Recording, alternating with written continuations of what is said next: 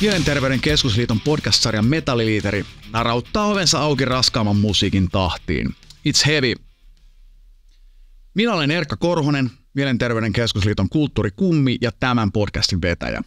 Podcastissa keskustellaan siitä, mitä mieleen on varastoituna, mitä toivo tarkoittaa, mikä voisi nostaa mielen synkkyydestä ja tuolla valonpilkahduksia elämään.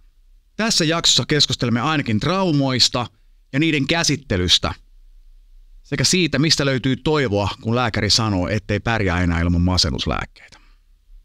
Tervetuloa mukaan. Metalliliiterin toisen jakson vieraana on upea Jenny Rostain. Jenny on ammatiltaan valokuvaaja, kirjailija, näyttelijä ja käsikirjoittaja. Me tutustuttiin Jennyn kanssa noin vuonna 2013, eli 10 vuotta sitten tehtiin raskaalle joululle musiikkivideoprojekteja useampikin siinä sitten parin vuoden aikana. Ja Jenny oli siellä mukana käsikirjoittajana muun muassa. Tervetuloa, kiva saada sinut tänne. Tämä on kunnia, kiitos paljon. Samoin. Lähdetään valosammilla asioilla liikkeelle tässä. Haluaisitko kertoa mulle ihan ensin, että mitä toivo tarkoittaa sulle? Voi toivo. Se on tosi arkipäiväinen asia mulle varmastikin. Mä oon elänyt aika kaunistellen sanotusti niin raskaan elämän ja se toivo on ollut oikeastaan niin kuin läsnä joka hetkessä, koska ilman sitä niin ei olisi jaksanut aina uskoa siihen, että seuraava aamu on aina parempi edellistä. Siitä on tullut jotenkin sellainen hyvä ystävä ja se on kantanut kyllä. Ja se on pienissä hetkissä niin kuin läsnä, että eihän toivon pilkahduksia on siellä täällä, että ne on sellaisia arkipäiväisiä havaintoja siitä, että on sellainen jatkuma, joka pyörii siitä huolimatta, että kävi itselleen, mitä kävi arjessa, niin se maailma kantaa tai elämä kantaa joka tapauksessa. Sä koet, että toivo on ystävänä nimenomaan myös antanut sulle? On, ehdottomasti. Se jatkaa antamista koko ajan. Ja se, että se kuuluu ystävyyssuhteeseen, se antaminen ja saaminen. Joo. Ja kyllä mä ajattelen, että mun työkin on myös sitä niin kuin toivon tuottamista ihmisille kirjoittajana, että se sieltä niin kuin syvyydestä ja pimeydestä, mistä mä oon itse tullut ja mistä mä niin kuin, mitä mä hyödynnän siihen niin kuin kirjoittamistyöhön ja mistä mä kanavoin sitä niin kuin viisautta, mikä mulla on siellä kertynyt, niin kyllähän niin kuin, se on tavallaan niin kuin, toimii myös siihen suuntaan hyödyllisesti. Just näin. Sulla on varmasti elämässä asioita, jotka antaa sulle sitkeyttä ja jotka niin kuin auttaa sua menemään eteenpäin. Haluaisitko vähän kertoa, mitkä voisi olla tällaisia asioita? No, varmaan niin kuin tärkein, jos mä kirjailijana mietin, niin se on nimenomaan se kirjoittamisen vaikuttamista sen kirjoittamisen kautta. Se, että mä voin kokea, että sillä mun kivulle ja surulle on joku merkitys, eli se on se merkityksellisyys. Ja se kantaa kyllä niin kuin tosi voimakkaasti, on aina kantanut mua eteenpäin. Mä oon jotenkin ajatellut, että on aina jotain tietyllä tavalla meitä suurempaa tai tärkeämpää. Ja mulle se on tämä niin kuin ympäröivä universum, mikä on. Ja sillä tavalla siihen myös liittyy se toivon niin kuin käsite, että sä havaitset sitä niin kuin jatkumaa ympärillä.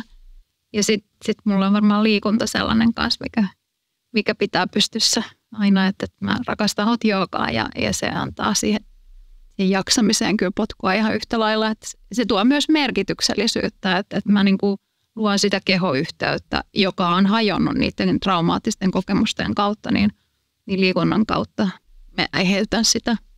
Tämä oli mielenkiintoista, kun mainitsit universumin, sä mainitsit merkityksellisyyden. Me oli ensimmäisessä jaksossa vieraana Marko Hietala, joka on aikanaan puhunut siitä, että hän jossain kohtaa koki suurta merkityksettömyyttä, kun se rupesi ajattelemaan niin kuin nimenomaan universumia, sen laajuutta ja siitä, kuinka pieniä hiekkanjyväsiä me loppujen lopuksi siinä ollaan.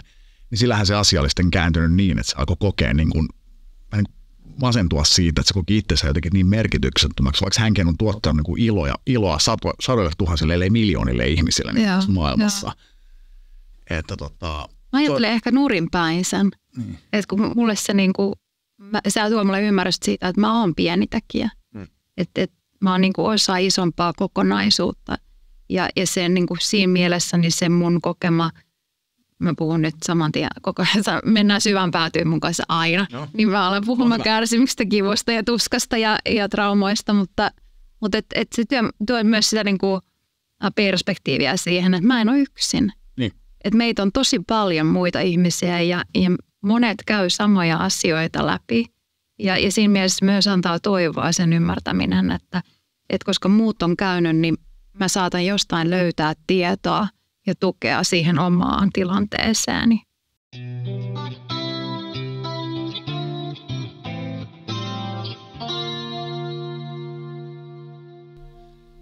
Sulta tuli muutama vuosi sitten kirja nimeltä Irti masennuslääkkeistä. Ja mä lukisin nyt sulle yhden otteen tästä kirjasta. Koska masennuksen ja syömishäiriön syitä ei syvemmin tuolloin koskaan kaiveltu, uskoin, että tarvitsin reseptin tunteisiini, jotta voisin olla normaali ja elää elämääni kuten muut. Vuosien varrella masennuslääkityksestä ehtikin muodostua minulle omalla tavallaan jo identiteetti, sillä kuulin toistuvasti useilta lääkäreiltä, etten tulisi pärjäämään ilman masennuslääkkeitä. Koskaan. Ja kuten kuka tahansa kuulijainen potilas, minäkin uskoin lääkäreitäni lähes 2 vuosikymmentä. Sä kerrot tuossa, että lääkärit sano sulle, että sut aina tarvitsee sitä lääkitystä. Joo. Aika karu.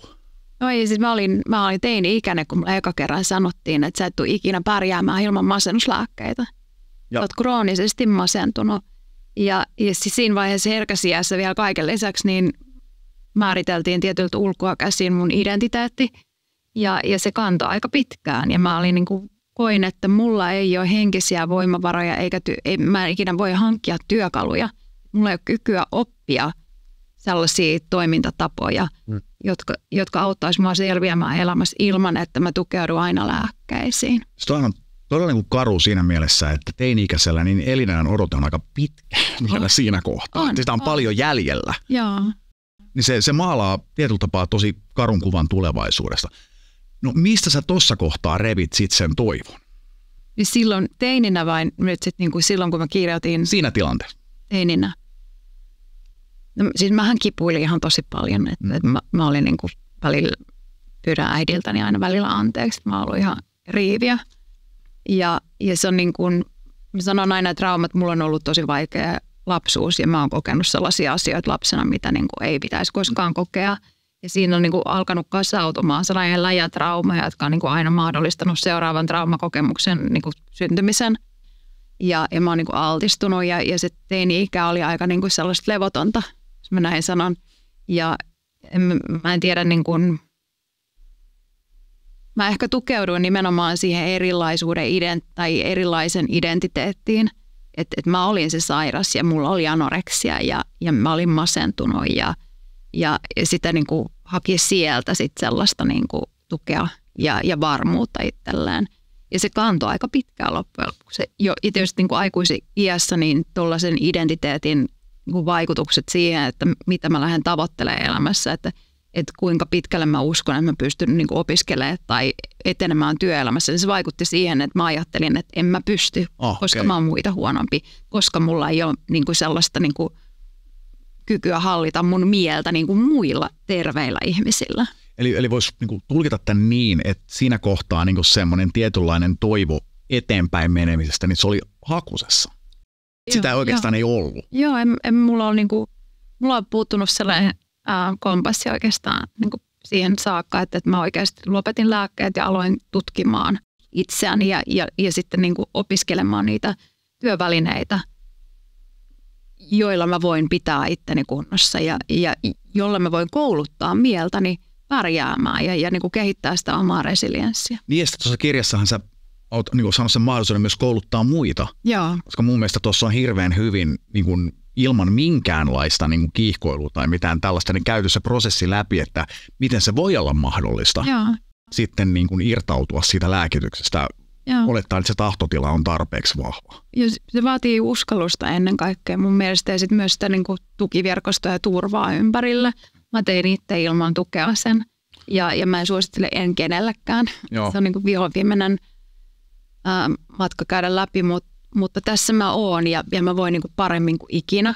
Mutta mun se toipuminenhan jatkuu koko ajan. Että mulla on niin hirveitä esimerkiksi väkivaltakokemuksia taustalla, että tälläkin hetkellä mä oon nyt uudessa ihmissuhteessa, jossa mulla on turvallinen niin kuin vastakappale, joka prosessoi mun kanssa niitä mun niin kuin reaktioita ja triggereitä aina välillä. Ja hän auttaa mua olemalla vaan siinä niin kuin turvallisena ihmisenä läsnä.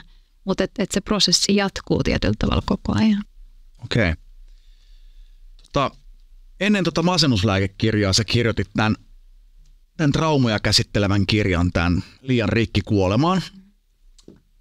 Ja siinä on hirveän paljon sun omaa kokemuspohjaa. Ja kaikissa kirjoissa.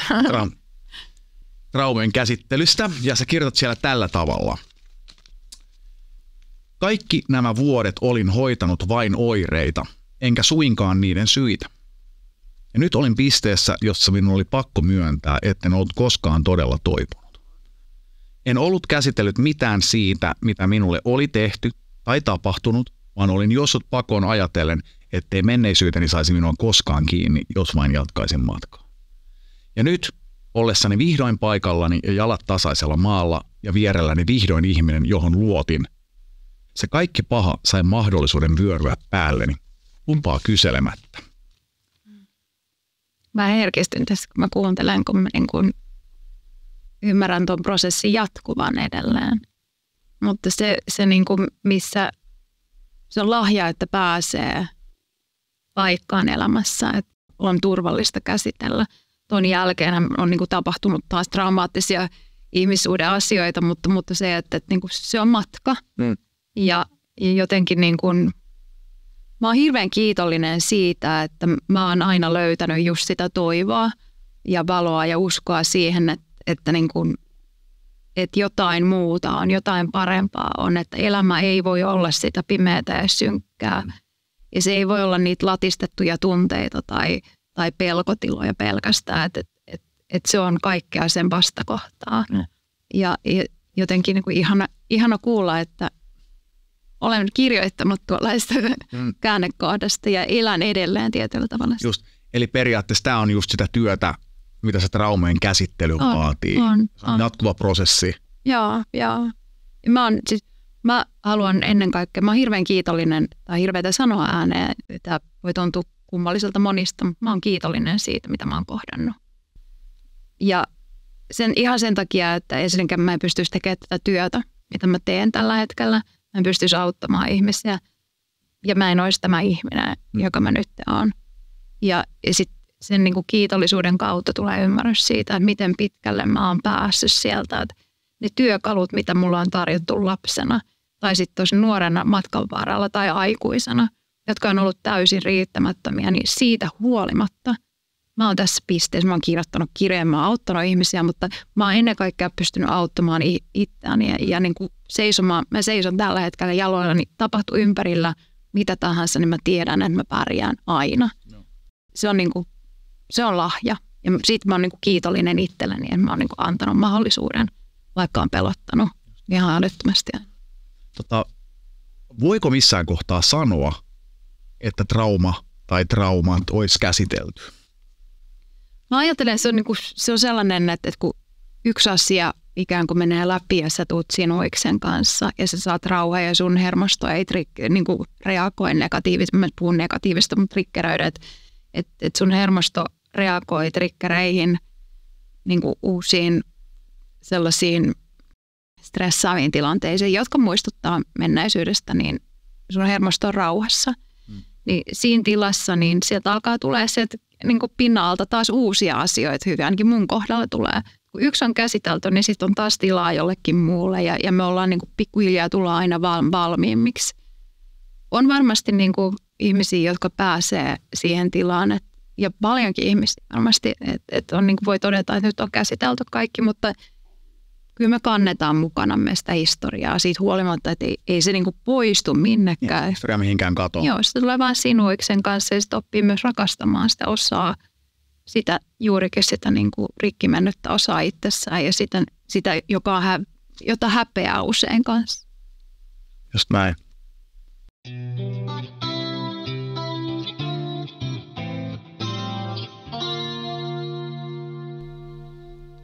Sun kirjat koko yhteen sekä faktaa että tutkimusta. Ja sä sitten kerrot niissä myös sitten sitä sun omaa tarinaa, mikä on ainakin niin kuin mun mielestä niin kuin se on tosi kiehtova tavallaan lukea niin kokemuspohjaista juttua. Ja tämä kirjoittaminen, mikä merkitys sillä on ollut? Tuolla kirjoittamisella ja luovalla työllä niin kuin tuolla sun omalla matkalla tämän mielenterveyden kanssa. Ja sä tiedät, että mikä vaikutus musiikilla on. Niin me ollaan niin kuin sen saman energian, sen lähteen kanssa, luovan minän kanssa tekemisissä. Se on sellainen tila, että sama näyttelijänä, mutta kirjoittajana nyt tietysti tällä hetkellä, niin mä koen, että mä oon vapaa niin kuin tästä reaalimaailmasta ja mä saan niin kuin tietyllä tavalla uida ja lentää tai tehdä mitä vaan ja mä oon sidottu tähän kokemukseen tässä ajassa ja paikassa. Ja se on jotenkin niin kuin, mä tiedän, että se on tietyllä tavalla, se on mä sanoin, että siunattu kirous, sellainen lahja, että se on raskas kantaa. Sitten kirjoittaessa käsittelee todella niin kuin voimakkaita ja ei suinkaan mitään niin kuin ihmismielelle helppoja käsitteitä tai asioita, mutta se on paikka, jossa mä saan olla vapaa kaikesta siitä.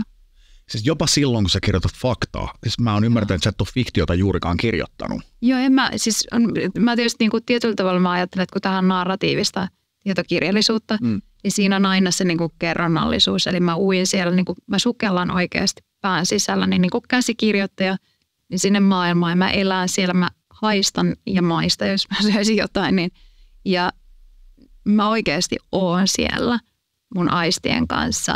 Ja sillä tavalla se on niin kuin fiktiivinen kokemus. Ja tietysti kun me puhutaan aina niin kuin menneisyyden tapahtumista, niin sehän on fiktiota tavallaan. Me olla enää siellä menneessä ajassa, mutta en mä tiedä. Onhan ihan mieletöntä, jos pystyt kokemaan sen tuolla tavalla. Siis mietin niin tavalla itteeni muusikkona ja sitten taas miettii sua näyttelijänä. Niin varsinkin näyttelijä, ellei kyseessä ole joku dokumentaarinen juttu tai jotain, niin on aina kuvitteellisia tarinoita, minkä kanssa te pluraatte. Ja mulla saattaa olla joku biisi, joka kertoo jostain lentävistä lohikäärmeistä. Ja mun pitäisi siitä sitten löytää se tunnetila, miten mä niin tulkitsen siihen mahdollisesti jonkun kitarasoolon tai jotain tällaista. Joo, sit se on tavallaan sitä, että ehkä sellainen iso kokemus mulla itselläni just oli, kun puhutaan tavallaan niin näistä traumoista, niin mun elämä on ollut sitten taas sellaista niin pumpulin pallossa olemista. Mutta sehän ei, tämä on mun mielestä ihan kun me tunnetaan toisemme, niin se ei poista meistä sitä, että me ei pysty kommunikoimaan, ymmärtämään toisiaan. Se on mulle ehkä suurin havainto tässä kaikessa, että mä oon kulkenut sen raskaimman polun tai yhden raskaimmista, mitä nyt voi mielessäni keksiä. Ja sit ne, jotka on kulkenut sen kevyemmän polun, niin siitä huolimatta me tullaan jossain vaiheessa yhteen. Ja me ollaan ihan yhtä viisaita ihmisinä ja sitten me voidaan antaa toinen toisillemme yhtä lailla. Nyt tässä tavallaan tullaan siihen juttuun 2,5 vuotta sitten, kun mun isoveli kuoli. Joo. Hän on siis täyttänyt viime viikon sunnuntain 50. Niin mä en varmasti ole käsitellyt sitä vielä. Et mä en tiedä vielä, en osaa sanoa mitä tulee. Niin se tulee pikkuhiljaa. Niin, ja se voi olla, että se heittää jotain kierrepalloa, niin kuin mä oon kokenut, että saattaa tulla niin kuin kummallisessakin paikkaa nurkan takaa saattaa tulla joku tunnetila tai jotain niin kuin näin, mutta lähinnä tavallaan se, että tähän just ehkä just niin kuin liittyy se, kun silloin mä tein sen biisin Broidia varten, mikä meni siihen joukkokampanjaan. Se oli semmoinen niin kuin ihan omanlaisessa trippi sit niin kuin äänittää sitä ja soittaa siihen biisiin, kun siinä sitten niin kuin lähdettiin ihan maata kiertävälle radalle välillä. Niin kuin tunnetiloja ja kaikkien kokemuksien kautta. Että se oli niin kuin tosi vahva, vaikka sekin oli lainakappale ja niin kuin vaikka se käsitteli sen seinän yli toiselle puolelle menemistä ja niin kuin näin. Niin, niin siinä kyllä tuli just semmoinen, että lähdettiin liitämään ja mentiin syvään päähän ja kaikki periaatteessa tuli heti tämä mieleen, kun sä äsken puhuit siitä kirjoitusprosessista. Joo. Mä ajattelen, että me ollaan kanavoijia. Että mä puhun itsestäni sanottajana. Joo. Me sanotaan sitä, mitä ei ole sanottu. Just. Ja mä tiedän, että se on se mun lahja. Ja se on se, joka tuo mulle toivoa myös, että mä tiedän, että sitä varten mä oon täällä. Ja sieltä syntyy aina uudet niin kuin ideatkin, että mitä mä lähden työstämään, mistä ei ole vielä keskusteltu ja mitkä on ehkä tapuja meidän yhteiskunnassa. Mutta se yhdistää meitä niin kuin luovia ihmisiä, että me kanavoidaan sitä ihmiskokemusta ja sanotetaan sitä kaikille niin kuin isolle yleisölle, jotta kaikkien ei tarvitse käydä niitä asioita läpi.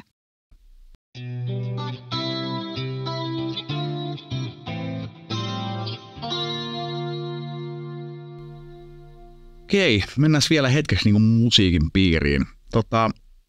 Nyt mä haluaisin joku vinkin jostain raskaan musiikin kappaleesta, mikä toimii sulle niin kuin terapiaviisinä. Mä just kuuntelin, kun mä kävelin tänne, ja tää liittyy nyt raskaaseen jouluun. Te teitte kehtolaulu-kappaleen, Silent Lucidity. Onko se Queensryche? Queensryche, joo. Se on mieletön. Se on siis se on kehtolaulu nimenomaan. Joo, ootko sä lukenut sen orkistekstin? Joo. Ja ne, mitä ne puhuu siellä välissä. Joo. Siinähän käsitellään traumaa kanssa. Joo. Se biisihän siis kertoo siitä, että siinähän tulee vähän semmoinen opettajamainen fiilis, kun lukee. Mutta se idis siinä biisissä on se, että siinä niin kuin vanhempi kertoo lapselle siitä, miten alitajunta toimii. Ja lapsi on kokenut menetyksen. Ja kun läheinen on lähtenyt. Se aikuinen yrittää selittää sille lapselle, että miksi se näkee sellaisia unia, mitä se näkee. Se on sen tekstin-idea. Se on mieletön. Kun mä kuuntelen sitä, niin mulla on sellainen olo, että joku pitää mua sylissä tai että niin kuin musta huolehditaan. Ja se on mieletön. Sen takia niin kuin mä mietin, kun pyydettiin tai vinkattiin, että voisi keksiä jonkun biisin tai miettiä, että mitä kuuntelee mielellään, niin mulle on nimenomaan se niin kuin melodisuus niin kuin metallissa. Joo. Raskaammassa musiikissa, niin se on se, joka siellä kantaa. Se on tosi tärkeä elementti, koska siellä on niin paljon kauneutta. Tässä tullaan taas siihen, minkä takia mä kunnioitan niin metallimusiikin tekijöitä äärimmäisen lahjakkaita muusikkoina, vaikka ei ole välttämättä arvostettu niin paljon. Oli nasta kuulla. Hei Jenny, kiitos kun sä tulit tänne meidän vieraaksi. Kiitos. Kiitos. Spotifysta löytyy Mielenterveyden keskusliiton It's Heavy-soittolista. Sieltä löytyy muutama muu valitsema biisi, muutama Marko Hietalan eli viime kerran vieraan valitsema biisi ja muutama Jennyn valitsema biisi. Ja se lista aina täydentyy jokaisen 2-viikkoisen vieraan valinnoilla, joten voitte ennen seuraavaa jaksoa kuunnella sitä.